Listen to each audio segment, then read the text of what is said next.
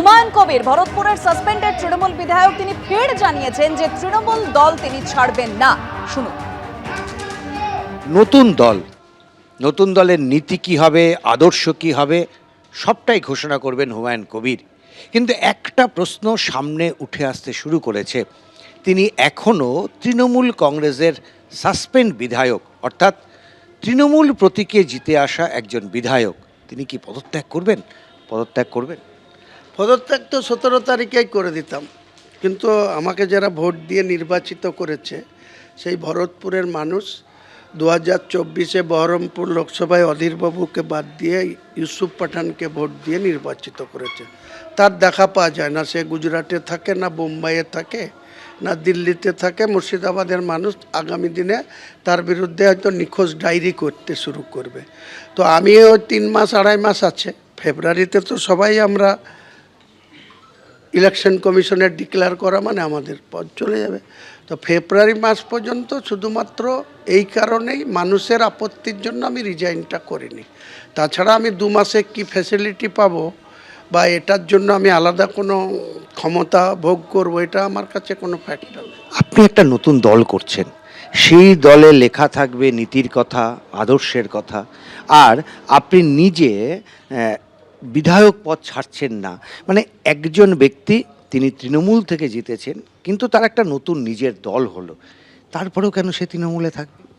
তৃণমূলে তো নেই, আমি তৃণমূলের কোনো পদাধিকারিতে নেই। তৃণমূল আমাকে সাসপেন্ড করেছে। সাসপেনশন বিধায়কের উপরে তৃণমূলের কোনো এখতিয়ারই নেই কোনো কথা বলার।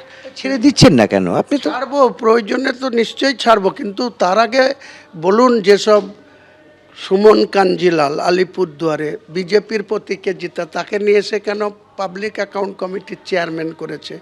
হলদিয়ার তাপসী মণ্ডল বিজেপির প্রতীকে জেতা, তাকে নিয়ে এসে তৃণমূলের এত বিধায়ক থাকতে তাকে কেন আইসিডিএস এর চেয়ারম্যান পদে বসিয়েছে? এগুলো তো সব দল বদল, কিন্তু আপনার বদলতে তার পদত্যাগ করতে হবে। আমি প্রতীক নিয়ে জিতেছি, আমি বদল করিনি, দল আমাকে সাসপেন্ড করেছে। আমি জনগণের ভোটে নির্বাচিত, তাই জনগণের আপত্তির জন্য আমি রেখেছি, ক্লিয়ার কথা।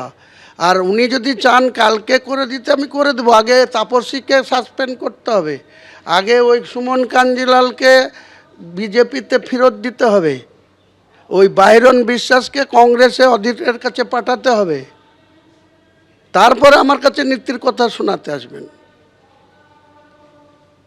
একটাই খালি যুক্তি তৃণমূলের, তারা বলছেন যে এরা সবাই দল বদল করেছেন, কিন্তু আপনি একটা নতুন দল করেছেন, যে দলের নীতি আদর্শ আপনাকে দেখে তৈরি হবে, সেইখানে দাঁড়িয়ে আপনি কেন একজন দলত্যাগী বিধায়ক থাকবেন?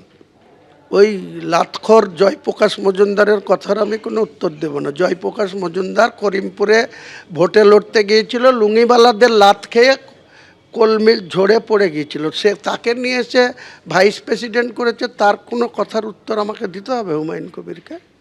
আমি তাকে রাজনৈতিক কোনো বস্তু বলেই মনে করি না।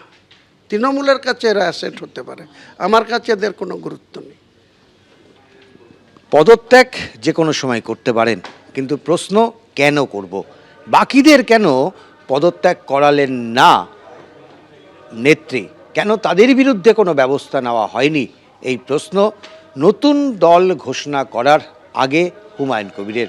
কর্মসূচি ইতিমধ্যেই শুরু হয়ে গিয়েছে। রেজিনগরের যে সভা মঞ্চ, সরাসরি সেই ছবি আপনারা দেখতে পাচ্ছেন, এবং হুমায়ুন কবির তিনি নিজেই জানিয়েছেন এই সভা মঞ্চ থেকে আরো বড় চমক অপেক্ষা করছে। সরাসরি সেই সভাস্থলের সামনে থেকে আমাদের প্রতিনিধি পার্থপ্রতিম ঘোষ এই মুহূর্তে রয়েছেন। পার্থ,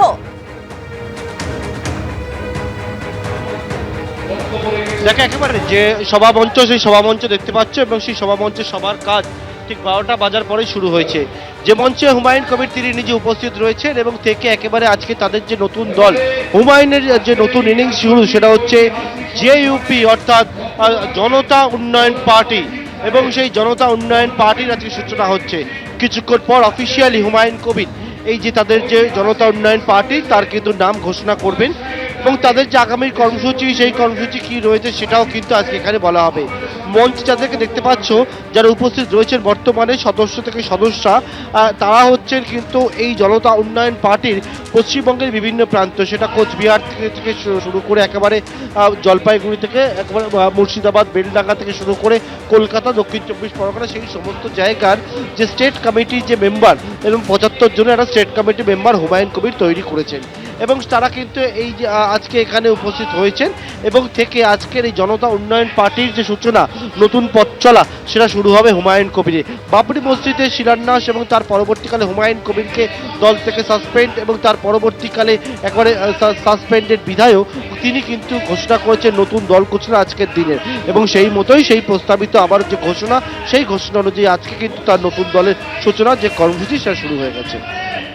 একদম পার্থ, সেই ছবি আমরা দেখতে পাচ্ছি। কর্মসূচি ইতিমধ্যেই শুরু হয়ে গিয়েছে এবং কিছুক্ষণের মধ্যে হুমায়ুন কবির তিনিও বক্তব্য রাখবেন এই সভামঞ্চ থেকে এবং বাবরি মসজিদের শিলান্যাস আগেই করেছেন আর কথা মতো 22শে ডিসেম্বর অর্থাৎ আজ তিনি নতুন দলের ঘোষণা করতে চলেছেন, অর্থাৎ রেজিনগরের সভা থেকে একেবারে নতুন দলের ঘোষণা করবেন। আর কিছুক্ষণের অপেক্ষা হুমায়ুন কবির, তিনি নতুন দলের ঘোষণা করবে যার নাম জনতা উন্নয়ন পার্টি। সবার আগেই এবিপি আনন্দকে এই কথা জানিয়েছেন ভরতপুরের সাসপেন্ডেড তৃণমূল বিধায়ক। মুর্শিদাবাদে হুমায়ুন কবিরের নতুন দল নিয়ে ফ্লেক্স ব্যানারে ছেয়ে গেছে। বাংলার জনসাধারণের স্বার্থে নতুন দলের সূচনা হচ্ছে, ফ্লেক্স ব্যানারে সেটা উল্লেখ রয়েছে। হুমায়ুন কবিরের সভায় জড়ো হওয়া সমর্থকদের মধ্যে হাজির রয়েছেন মিমের সমর্থকরাও এবং হুমায়ুন কবির তিনি বলছেন তারা আজ তার যে নতুন দল সেই দলে যোগদান করবেন। এবিপি আনন্দ, এগিয়ে থাকে, এগিয়ে রাখে।